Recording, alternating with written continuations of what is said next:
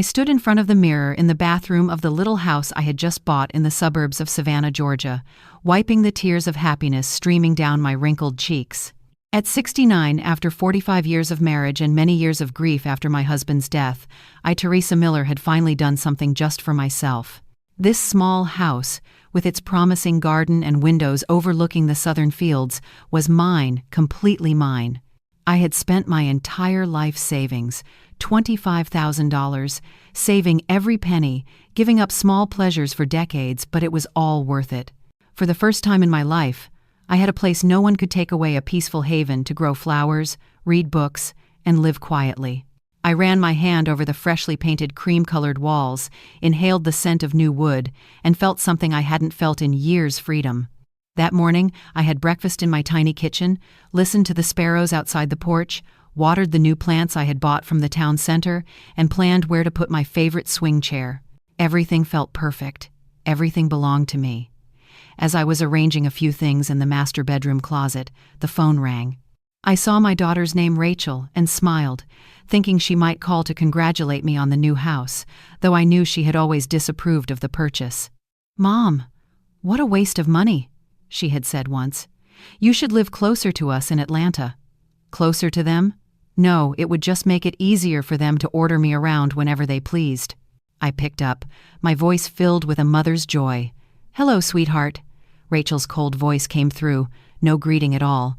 "Mom, get ready. In 1 hour I'm coming with 20 people from Michael's side of the family." 20 people? I froze. "That's right. Cook for everyone and have the rooms ready. We're only staying for 2 weeks." The world seemed to stop. The floor felt like it was shifting under my feet. 20 people? "Rachel, I just moved in. I don't have anything ready, not even enough food." "Don't overreact, Mom. That's your family now. You should host them properly." Michael said his cousin Paula is coming with her 4 kids, his brother Nathan with his wife and their twins, and both of his uncles Patrick and Robert with their families. "It's the holidays, and they need a free place to stay. Your house is perfect. But this house is small, only 2 bedrooms. How could I possibly fit that many people? We're family, Mom. You're supposed to help. Besides, why buy such a big house if it's not for everyone to use? Don't be selfish, okay? We're already on our way. Make sure there are enough clean towels for everyone. The kids want to swim in the lake, so prepare food for the afternoon too." Then, she hung up. I stood there frozen, my hand trembling as I held the phone. The happiness I had felt moments ago vanished like smoke. 20 people in my new home without asking, without even checking if I could handle it. And the worst part was the way Rachel spoke about my house, as if it were a free hotel for her in-laws. I looked around the small house, only 2 bedrooms and 1 bathroom. Where would 20 people sleep? On the living room floor next to the tiny sofa? The refrigerator was nearly empty, just a few eggs, some milk, and a couple of tomatoes I had bought yesterday. How could I possibly feed 20 people for 2 weeks? With what money? But what hurt most wasn't the impossibility of it all. It was realizing once again that my opinion never mattered. My daughter had made the decision for me, as she always did. She treated my time, my money, and now my house as if they were hers. I sat down on the edge of my new bed, the one I had chosen so carefully, dreaming of peaceful mornings reading by the window, and felt my stomach tighten. That feeling was all too familiar. I had felt it every time Rachel and Michael visited my old apartment. They'd eat everything in the fridge, do their laundry, watch TV, and leave behind a mess as if it were the most natural thing in the world. I remembered the day after my husband's funeral, when I needed comfort the most. Rachel had shown up with empty boxes and a fake smile. "Mom, you have too much stuff, you need to declutter." She said that as she packed my late husband's books without even asking. "We'll take these, Mom. You don't really read much anymore at your age." In my grief and confusion, I let her take half of my life's memories, including my father-in-law's gold watch, the only keepsake I had left from him. When I sold my old apartment to buy this house, Rachel insisted that I give her the money to invest. "Mom, you don't understand finance. Let me make your money grow." She had that smug smile I always hated. When I refused, she didn't speak to me for a month. And now, on the very first day in my new home, she demanded the right to use it as if it belonged to her. Tears filled my eyes again as I looked out at the garden through the window, the garden I had dreamed of tending every morning. In just 1 hour, all this peace, calm, and sense of freedom would turn into chaos. I sat on the bed for a long time, trying to process what had just happened. The silence of my new home, so warm and gentle moments ago, now felt heavy and frightening. In less than an hour, the haven I had built with my entire life would turn into a chaotic place full of demands. I stood up slowly, feeling the weight of 69 years more than ever. My legs trembled as I walked to the kitchen and opened the refrigerator, holding on to a faint thread of hope mixed with despair. The reality was worse than I had imagined.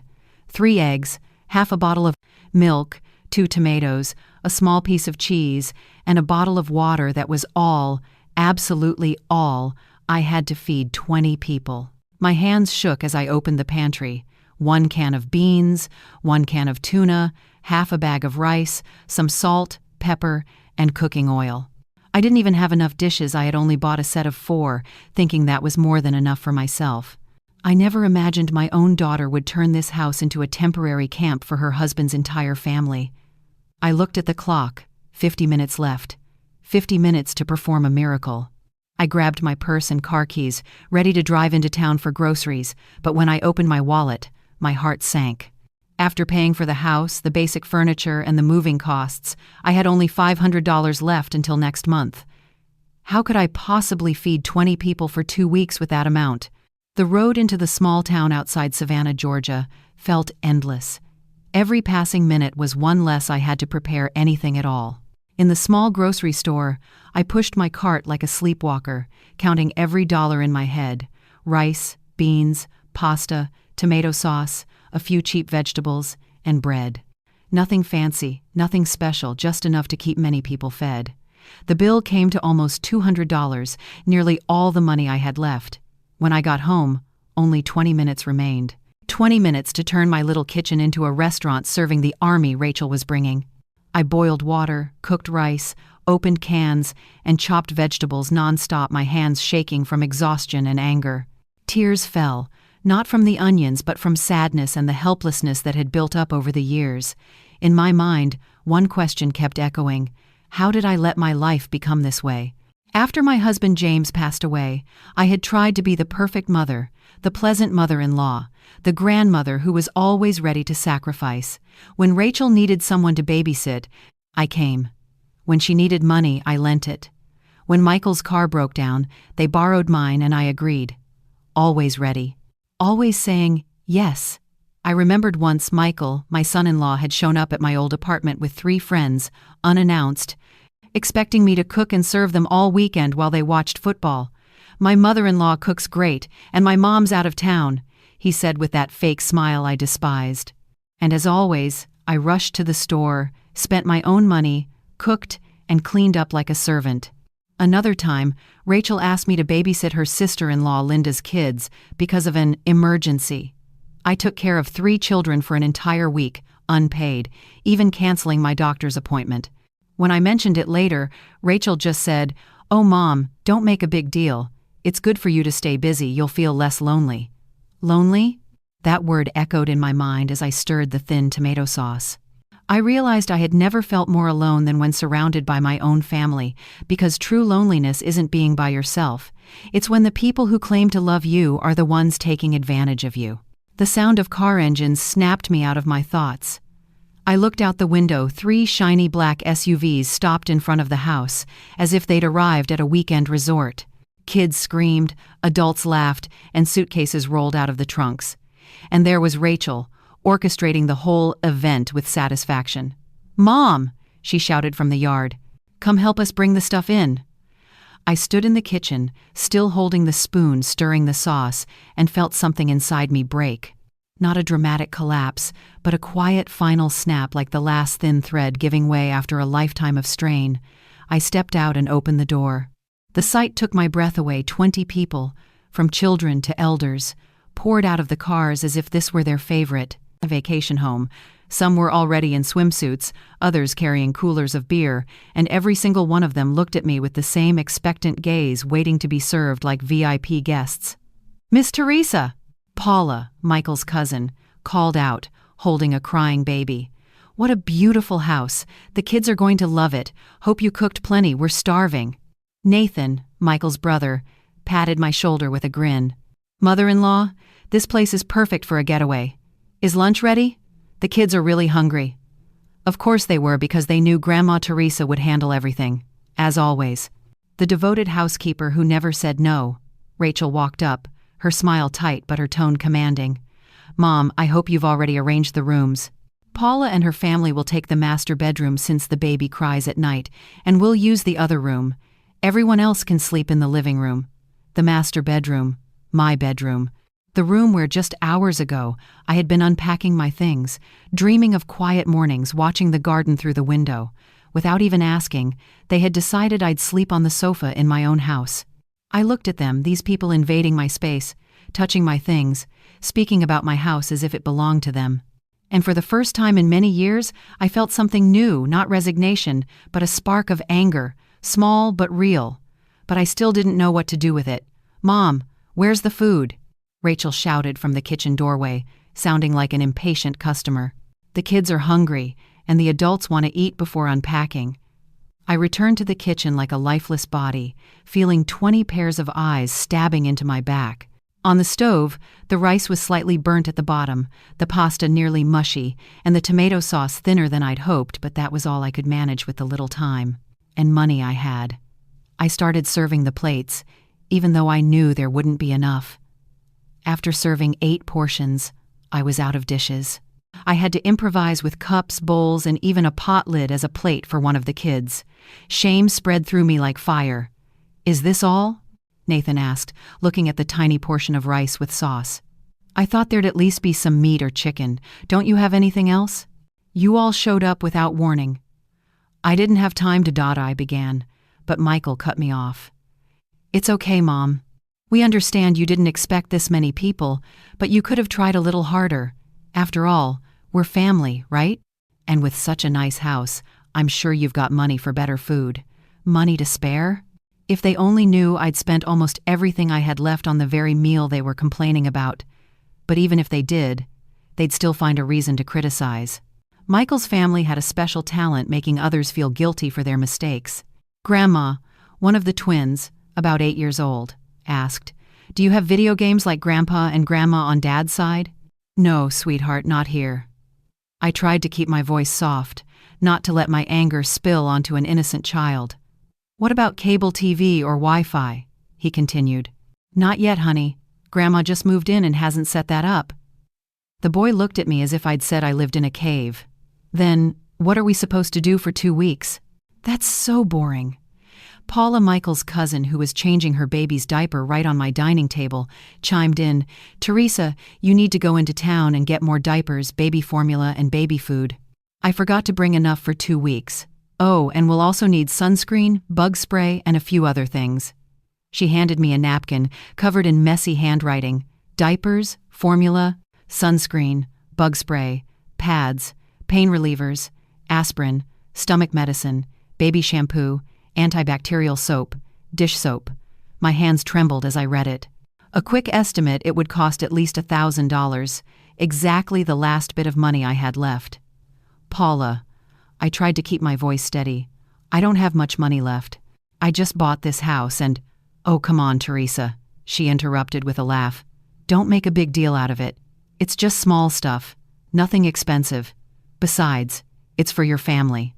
I'm sure you've got some emergency cash." Emergency cash? They were the emergency, just not the kind I'd ever wanted. Then Patrick, one of Michael's uncles, walked over, holding a beer can from the cooler they had brought. "Teresa, where can we store our stuff? We need some fridge space for our beer and food." I opened my small refrigerator, already stuffed with the groceries I'd bought that morning. Maybe you could move some of my things to the side." "Perfect," he interrupted, pulling out my food and shoving theirs in. "And where's my room? Robert and I need to know where we're sleeping," he asked next. "I only have 2 bedrooms," I replied. Rachel quickly jumped in.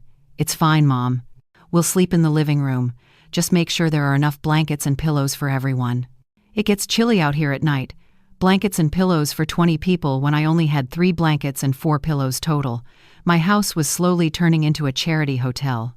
Outside, the kids ran through the yard, trampling the potted plants I had lovingly planted that very morning, full of joy and hope. "Kids, careful!" I shouted from the window. "Oh, let them be," Nathan called back. "They're supposed to have fun. We came here for freedom. Freedom, in my garden, destroying my flowers, eating my food while I had become calm. The housemaid, in my own home. Rachel came over as I stood at the sink washing dishes. "Mom, we need to talk.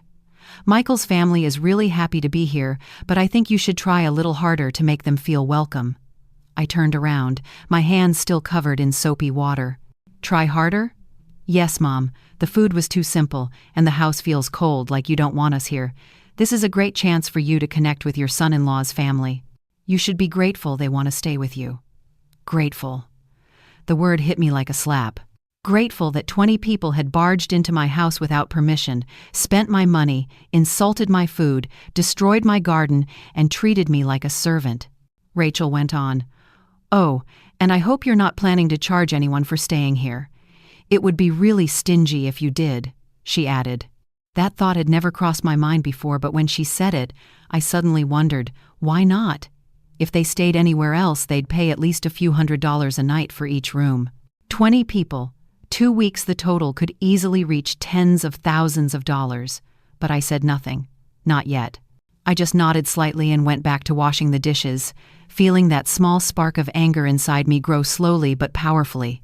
That night, while 20 people slept soundly in my house, I lay restless on the small sofa, listening to the sound of snoring coming from every corner. I stared at the ceiling and asked myself, when did I lose control of my own life? The answer came in the dark, little by little. Every time I said yes instead of no, every time I let others put their needs above mine, every time I allowed them to treat my time, my money, and my space as worthless. But that night, I realized it wasn't too late to take it all back. I got up at 5 a.m., my back aching from sleeping on the couch. The peace lasted only seconds before chaos began. Paula's baby started screaming, waking up the other kids, followed by laughter, running, and things crashing. The house sounded like an amusement park. I dragged myself to the kitchen, planning to make coffee, but Nathan was already there, rummaging through the fridge like it was his own. "Morning, Teresa," he said without even looking up. "Where's the coffee? And we need milk for the kids' cereal." "I don't have cereal," I said, trying to stay calm. "No cereal? So what are the kids supposed to eat?" I didn't know how to answer, because he was right. I had nothing. I only had enough food for one person living modestly, not 20. "I can make scrambled eggs," I offered, remembering I only had 6 eggs left. Nathan snorted. 6 eggs for 20 people? Guess we'll have to go into town for more groceries." Paula came in, holding her baby and looking annoyed. "Teresa, could you boil some water for the formula and wash this pile of clothes?" The baby made a mess again. "Didn't you bring enough clothes for him?" I asked. "Of course I did, but I didn't expect him to go through them so fast. Anyway, you've got a washing machine. It's easier here." Easier for her, I thought, but it means more work, more electricity, more water for me. The kids stormed into the kitchen like a pack of little wolves, yelling and demanding breakfast. "Grandma, I'm hungry," the youngest girl said, her innocent eyes breaking my heart. I forced a weak smile. "All right, sweetheart, let me see what's left," I said, opening nearly empty cabinets.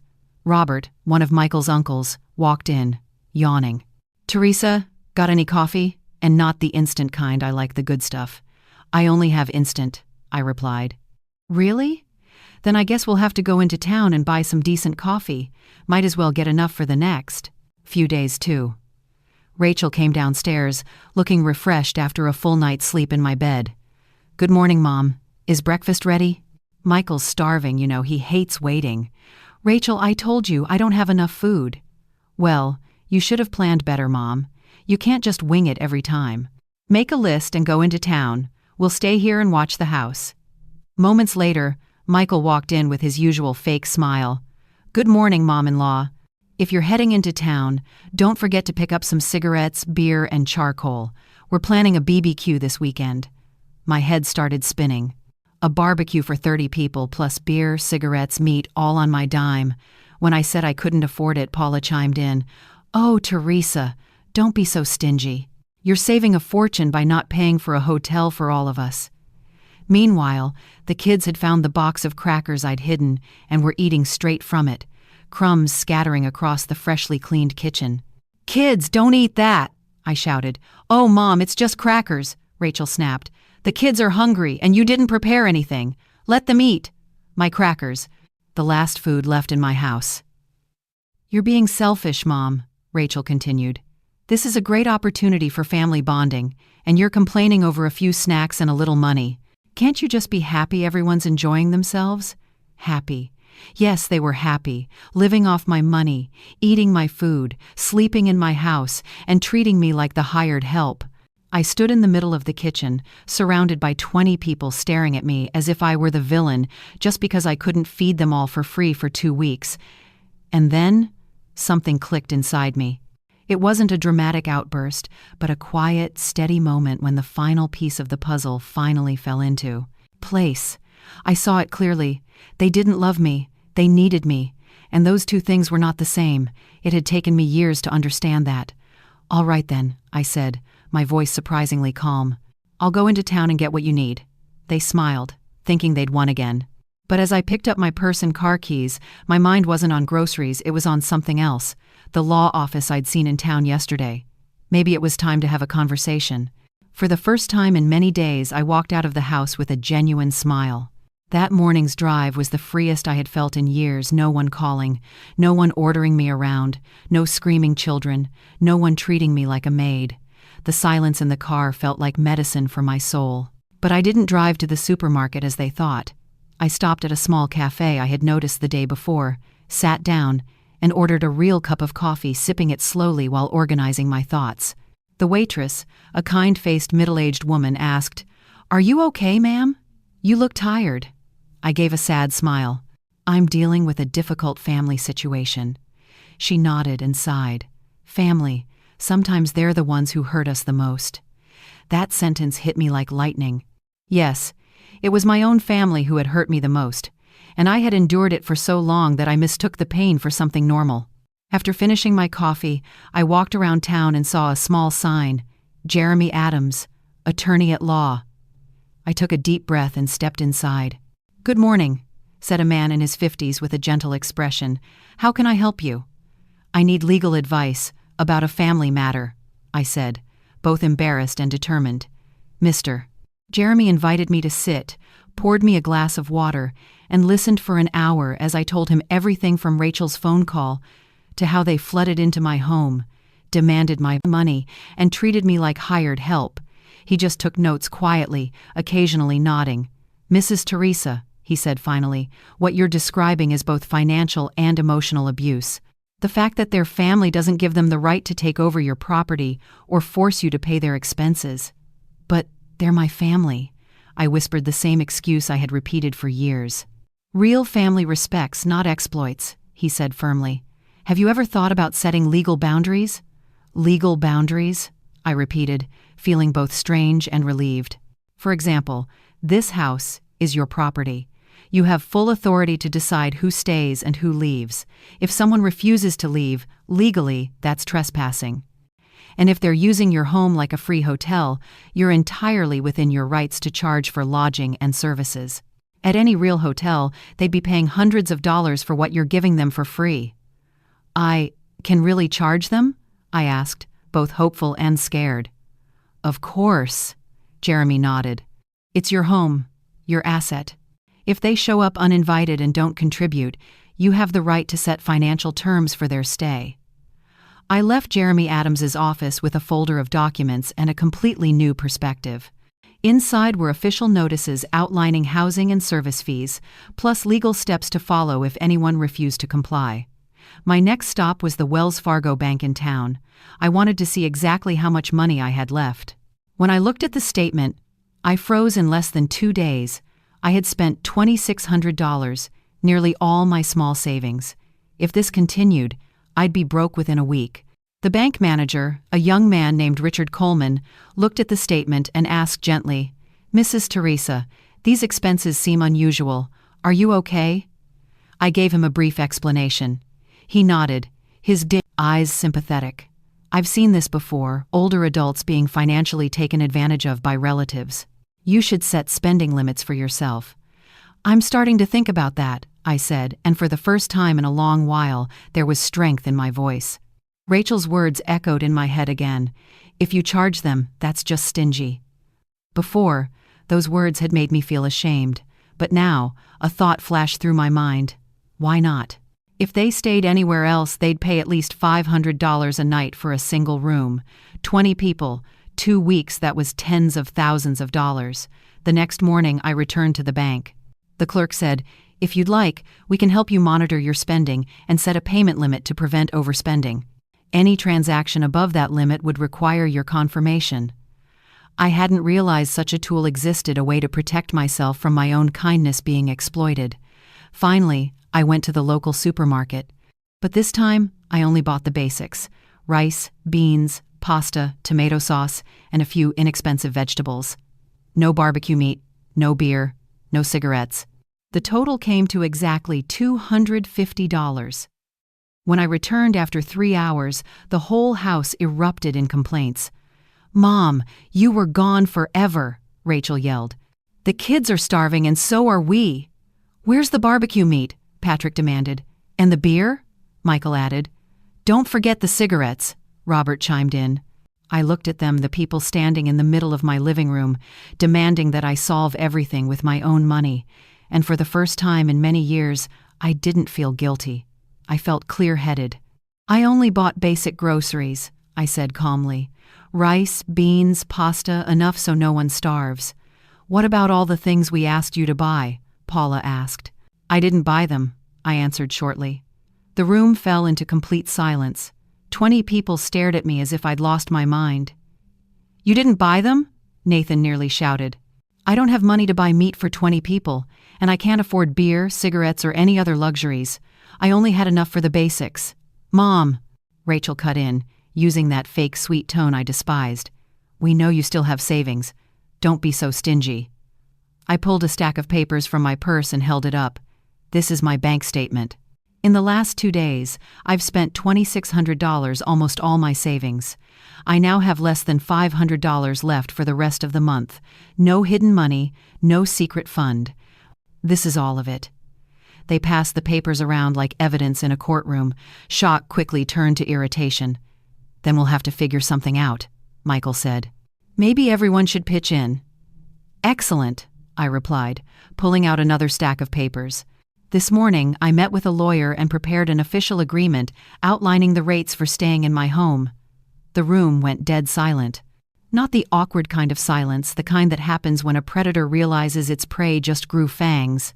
"From now on," I said clearly, "the rates are $500 per room per night, $250 per person per day for food, and $100 per day for utilities, laundry, and services. So far, for the past 2 days, that totals $14,000. I could have heard a pin drop. "What? You're charging us to stay in your house?" Rachel screamed. "No," I said calmly. "I'm giving you a choice. Either pay for what you're using or leave." For the first time in years, I was the one controlling the conversation. The outburst that followed was spectacular. 20 people yelling, arguing, crying, trying every emotional manipulation they'd used on me for years to make me feel guilty. But this time, I didn't budge. It was as if I had built an invisible wall that blocked every insult. "This is ridiculous," Michael shouted. "We're family. You can't charge your own family." "That's right," Rachel added, fake tears welling up. "Dad would turn in his grave if he knew you were charging your own family." Mentioning my late husband, that was the last straw. But instead of breaking me, it made me stronger. "Your father," I said firmly, "worked his whole life to make sure I'd be safe. He would never want to see his family treating me like a maid in my own home." "We're not treating you like a maid," Paula protested. "We just want you to feel close to the family." "Close?" I gave a dry laugh. "Since you arrived, you've had me washing your kids' clothes, boiling water for formula, and buying diapers and baby food with my money. That's what you call close?" "Because we're family," she said sweetly. "Family helps each other." "No," I replied clearly, each word steady. Real family respects one another, shares fairly, and doesn't take advantage of kindness. What you're doing isn't helping, it's exploitation. Nathan stepped forward, face dark with anger. Teresa, I think you've lost your mind. You need to see a doctor. I agree, I said calmly. I'm not the woman I used to be, the woman who let others walk all over her, drain her savings, and mistake being used for being loved. She's gone. Mom, this is shameful, Rachel yelled. What will people think when they find out you charged your own family? They'll think exactly what I do, I replied, that it's far more shameful for 20 people to show up uninvited at a 69-year-old woman's house and demand to be fed and housed for free. Patrick tried to soften his tone. Teresa, let's be reasonable. We understand you have expenses, but that price is too high. How about we just pay a token amount, say, $250 for the entire stay? $250? I repeated slowly, looking around the room, seeing the hopeful faces. They thought this would end like every other time they'd get away with it, and I'd give in. But they were wrong. 20 people, 14 days, 3 meals a day, including lodging, water, electricity, gas, laundry, and cleaning. Exactly. Rachel smiled triumphantly. See? We're being reasonable. We just want to contribute a little. Martha Evans, my neighbor, an older, sharp, and experienced woman, looked at me knowingly. She understood what was about to happen. All right, I said slowly. I accept your offer. Everyone sighed in relief, thinking they had won again. But then I continued. Since this is a business arrangement, I want everyone to sign a lodging contract. A contract? Nathan frowned. Of course, I replied. If you're paying, every term needs to be clear what's included, what's not, to protect both sides. I placed the stack of papers that attorney Jeremy Adams had prepared on the table. This contract states clearly, for $250, you have the right to sleep on the living room floor, receive 1 basic meal per day, just rice and beans, use the bathroom during designated hours, and nothing more. 1 meal a day? Paula shouted. We thought 3 meals. Of course you can have 3 meals, I said with a small smile, but that's the premium package worth $14,000 I mentioned earlier. Ridiculous, Michael yelled.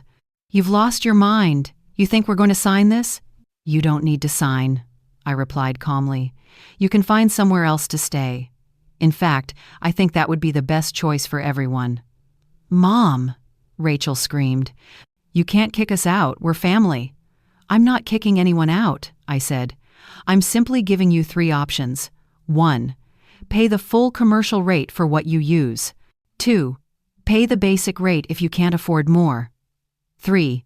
Or leave and find a place that better fits your budget. Patrick tried his usual guilt tactic. Teresa, your husband and I were close. He saw me as a brother.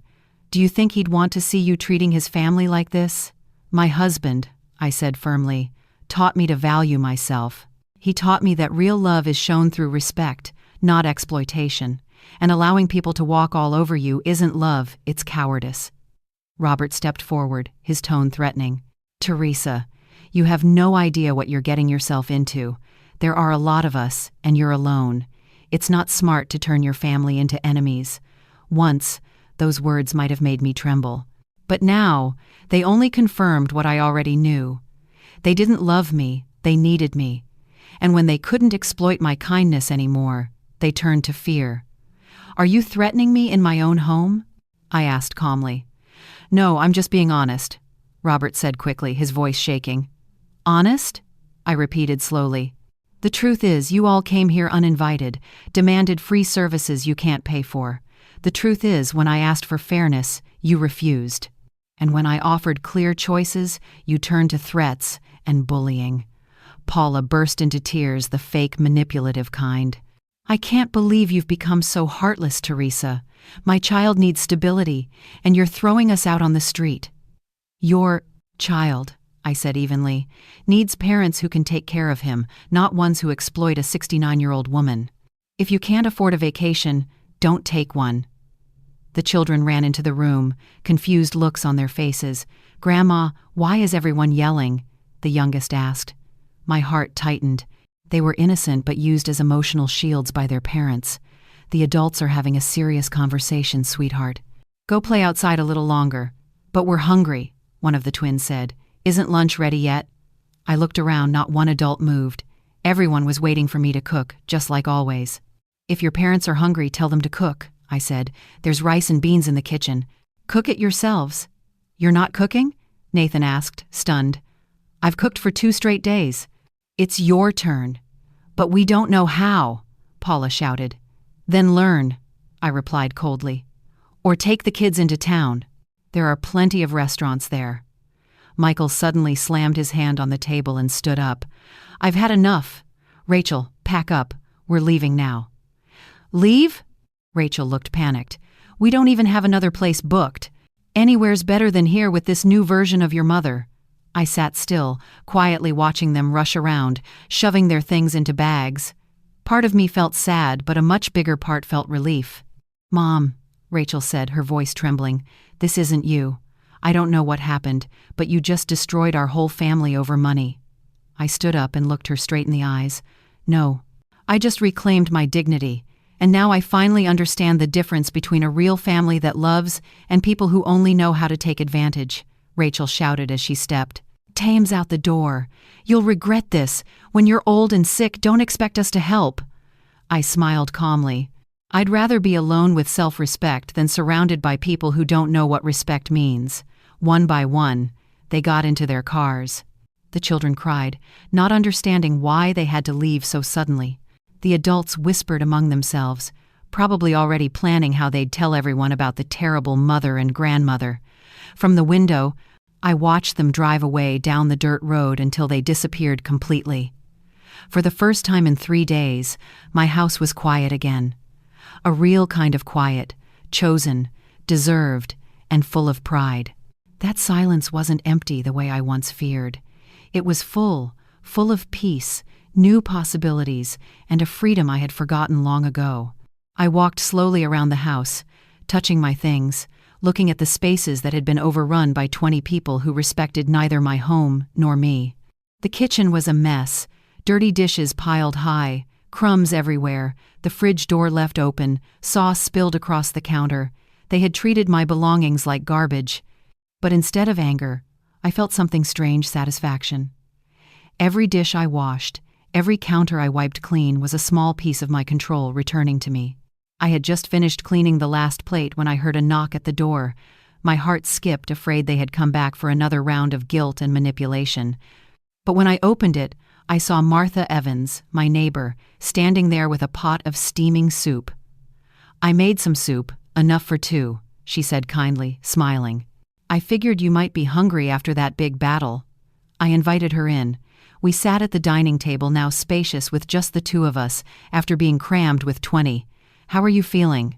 Martha asked as she ladled the soup, the aroma filling the room. I don't know, I admitted honestly. I'm afraid I did something terrible. I just threw my whole family out. Martha set the ladle down and looked me in the eye. Tell me something, Teresa. Before that flock of vultures arrived, when was the last time you truly felt happy? Her question stunned me. I thought about the past few years, the times Rachel visited and left me feeling empty, the phone calls that only came when they needed money, the family dinners where I cooked and cleaned while everyone else laughed and ate. Maybe yesterday morning, I said slowly, when I was alone in my new house, watering the plants and planning how to arrange the furniture. Exactly, Martha nodded. You were happy when you were alone, peaceful, enjoying the rewards of your own hard work. What's wrong with that? But people always say family is the most important thing, I murmured. Family, yes, she said firmly, emphasizing each word. But those people aren't family, Teresa. They're parasites wearing the mask of relatives. Her words struck me like a beam of light. Parasites disguised as family. So painfully true. You know what bothers me most about this whole thing? Martha continued. Not one of them cared about you. No one asked if you were okay, if you had enough money, if you were tired. It was all about what they needed, what they wanted, what they expected. She was right. For 3 days, not a single person asked if I was all right, if I needed help, or if I was even comfortable. I was invisible, only seen when they needed me to cook, clean, or pay. My sister used to say something wise, Martha added. When someone truly loves you, they care about your peace of mind. But when someone only uses you, your peace doesn't matter as long as you keep meeting their needs. We sat quietly for a while, eating in silence. I thought about her words, and she was right. My husband, James, the man I lost, had always cared about me. When I was tired, he cooked. When I was sick, he took care of me. When I was short on money, he shared what he had. That was real love, a two-way kind of giving. But these past few years, what I had called family was the opposite. I gave, they took.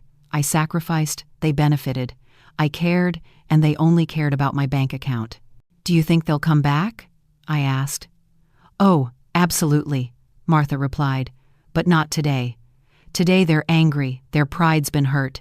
But once they run out of hotel money or need something from you again, they'll come back, with tears and promises to change. When they do come back, what should I do? Stand firm. Remember the past 2 days and remember how you feel right now. Emotions never lie. If your life feels better without them, that's your answer. After Martha left, I called Mr. Jeremy Adams, the attorney in town, to tell him everything. Excellent, he said after listening. You did exactly the right thing. You set clear boundaries, gave them fair choices, and when they chose to leave, you let them go with dignity.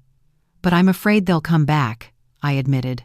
You're afraid they'll come back, Jeremy said gently, because you miss them or because you're afraid you'll weaken again. I was silent. Then I realized I didn't miss them.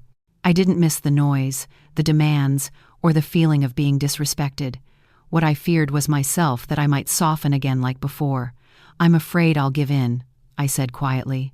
That's perfectly normal, he reassured me. But this time, you have legal documents to protect your boundaries, and you have Martha, an excellent ally. You're not alone anymore, Teresa. That night, for the first time in 3 days, I slept in my own bed again. The silence was beautiful, no crying children, no stomping feet, no snoring from the living room, only the soft wind drifting through the window and the chirping of crickets in the yard. I woke naturally at 7 a.m., with no chaos of 20 people demanding breakfast. I brewed coffee just for myself, fried 2 eggs also just for me, and ate peacefully, watching through the window as the trampled garden still showed signs of life. After breakfast, I went outside to assess the damage. Some plants were crushed, a few uprooted, but most could recover with proper care. I realized it was the perfect metaphor for my own life, hurt, but never destroyed. All it needed was time and the right kind of nurturing to heal. I was replanting a few tomato stems when I heard a car approaching. My heart tensed for a moment, but when I saw it was an unfamiliar vehicle, I exhaled in relief. An elderly man stepped out, smiling kindly. "Hello there. I'm Charles Henderson. I live at the end of the road. You must be the new neighbor Martha mentioned you." "Hello, I'm Teresa Miller," I replied. "Pleasure to meet you, Mrs. Teresa. I do garden work and maintenance. Looks like some of your plants could use a little help." We talked for over an hour about gardening, the small town, and the peaceful suburban life of Savannah. It was the first genuine conversation I'd had in days. Charles didn't want anything from me, just to do his job and be paid fairly. "Mrs. Teresa," he said as he was leaving, "Martha told me a bit about your family situation. Around here we have a saying, 'Better alone than in bad company,' and you're not alone. You've got neighbors here who respect and appreciate you." After he left, I sat in the garden, thinking about his words. He was right, I wasn't alone. I had good neighbors, people who cared about me for who I was, not for my money or my house. And that, I realized, was worth far more than any fake version of love. The next 2 weeks passed like a dream. I woke up when I wanted, ate what I liked, and sat in my peaceful garden, without anyone demanding anything. Charles stopped by 3 times to help with the plants, and each time I paid him properly. "Mr. Charles," I said, "your work has value, and I respect that." He just smiled. "I wish everyone thought like you." And Martha became my closest friend. She'd visit in the afternoons, bringing pastries, telling stories about the town, teaching me about local plants, and making me laugh with funny tales about her own family. It was a real friendship, mutual, respectful, sincere, without conditions or exploitation. One afternoon, as I was watering the tomato rows that had grown green and strong again, I heard a familiar car sound. My stomach tightened, but this time, I was ready. I was no longer the weak woman from 2 weeks ago. And just as I suspected they had come back, 3 cars stopped in front of the gate. Rachel stepped out first, trying to look remorseful, though the panic on her face was unmistakable. The others followed slowly, reluctantly. I stood still in the garden, watering can in hand, waiting for them to come closer. I didn't rush out to greet them this time. "Hi, Mom," Rachel said hesitantly. "Can we talk?" "Of course," I replied, still watering the plants. "What do you want to talk about? We've been thinking a lot these past few days. Maybe last time we were a bit thoughtless." "A bit thoughtless?" I raised an eyebrow. "You call invading someone's home a bit thoughtless?" Rachel flushed red. "I mean, we showed up without warning, and maybe we expected too much without helping out." It was a small step forward. At least she admitted some fault. Michael, her husband, jumped in with that same fake smile I'd grown to despise. "Mother-in-law, we know you were stressed last time. We were too, after the long trip and all. How about we start over?" "Start over? What does that mean?" I asked. "We'll only stay for a week this time, and we promise to help clean, cook, and share the costs." "How much will you pay?" I asked bluntly. They looked at each other awkwardly. Maybe around $1,500 for the whole week, for all 20 of us." I looked at them and shook my head slightly. "No." "No what?" Rachel asked, her voice trembling. "No to everything. You can't stay here anymore." The air grew thick. I could see the shock on their faces, as if they truly believed that a few half-hearted apologies and a token amount of money would make me forgive them. "But Mom," Rachel stammered. "We did apologize. Not enough." "What exactly are you sorry for?" I asked, wanting to hear it from them. "For showing up uninvited, for making you spend all your money while we did nothing to help. That was more honest than I expected, but still not enough." "And what have you done differently to prove that apology means something?" I pressed. "What do you mean?" Michael frowned. "I mean, what have you changed? Have you found jobs to pay for your own vacations? Have you saved up so you don't rely on others? Have you learned how to plan your finances?" Their blank faces were the clearest answer. They hadn't changed at all. They had just waited 2 weeks for my anger to fade, thinking I would soften like before. Paula, my sister-in-law, stepped closer with a baby in her arms, clearly planning to play the emotional card.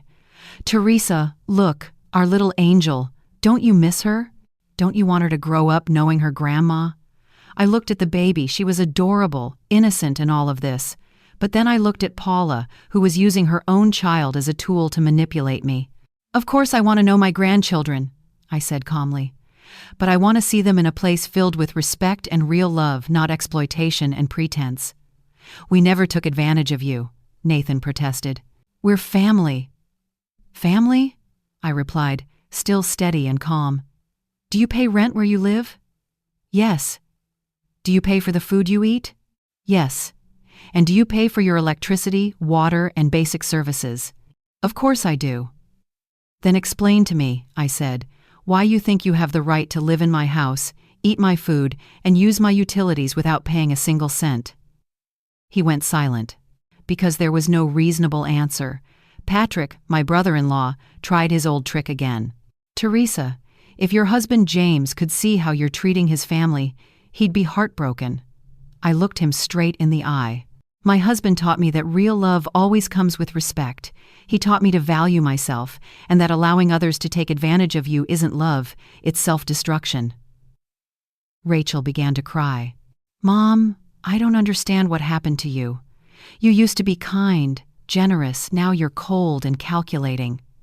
"In the past," I said slowly, "I confused being used with being loved. I confused being drained with being generous. I confused enduring pain with being kind. Now I know the difference," Michael snapped. "So what are you saying? We're not welcome here anymore?" "You're welcome," I said, "when you learn respect, fairness, and how to treat me as a person with rights and needs, not as free labor." "That's ridiculous," Robert argued. "What's ridiculous about paying for what you use? What's ridiculous about respecting someone's property? What's ridiculous about treating an older woman with basic decency?" I asked, No one answered. Because they knew I was right. They knew what I demanded was fair, simple, and human. But fairness wasn't what they wanted. They only wanted continued benefit. They stood there in silence for several minutes, looking at each other, hoping someone would come up with a new trick, but no one did. Finally, Rachel said, "Fine, Mom. If this is what you want, if you choose money over family, that's your decision. But don't expect us to come back." "I'm not choosing money over family," I said gently. "I'm choosing dignity over being used, and solitude over exploitation." One by one, they turned back to their cars. This time, there were no children crying. They understood it was different now. No yelling, no theatrics, only the silence of people who had lost their usual prey. I watched them leave for the second and final time. And this time, I felt something I hadn't felt in years. True peace. The silence after they left wasn't empty. It was full of calm, opportunity, and serenity I had forgotten long ago. That evening, Martha Evans came over for dinner. She brought Southern-style chicken stew, and I made lentil rice. We sat on the porch, watching the sunset roll over Savannah's hills, talking about garden plans while we ate. "Are you happy with your decision?" she asked. "I feel free, Martha," I replied. "For the first time in years, I truly feel free." 6 months later, my house had become a real home. The garden was filled with roses and lavender. I had a small circle of friends in town and had started taking art classes at the local community center. My days were full of things I chose to do, not what others forced me to do. Rachel still calls occasionally, always when she needs something: money, babysitting, or help fixing her problems. I listen patiently, then simply say, "I'm sorry, sweetheart, but I can't help you." At first she was angry, then she begged, then she threatened. Now, she just hangs up quietly. I've learned that love doesn't mean allowing others to hurt you. Generosity doesn't mean draining yourself dry. Real family are those who care for you the way you care for them. And most importantly, I've learned that it's never too late to reclaim your life, your dignity, and your happiness. This morning, I woke to the sound of birds singing, brewed my coffee in a tidy kitchen, and watered the garden vibrant, strong, and resilient, just like me. This story is a work of fiction inspired by true events. Names and places have been changed to protect the privacy of those involved. But perhaps, between these lines, you might see a reflection of yourself or of a mother or daughter struggling between love and boundaries. Teresa chose to speak up instead of staying silent, to keep her dignity instead of being used. And you, when faced with injustice in your own family, will you stay silent or stand up for yourself? Whatever you choose, I believe that God blesses and strengthens those who live with truth and courage. Thank you for listening until the end. Stay to watch the 2 most loved stories on the screen. You just might find your own peace and faith within them.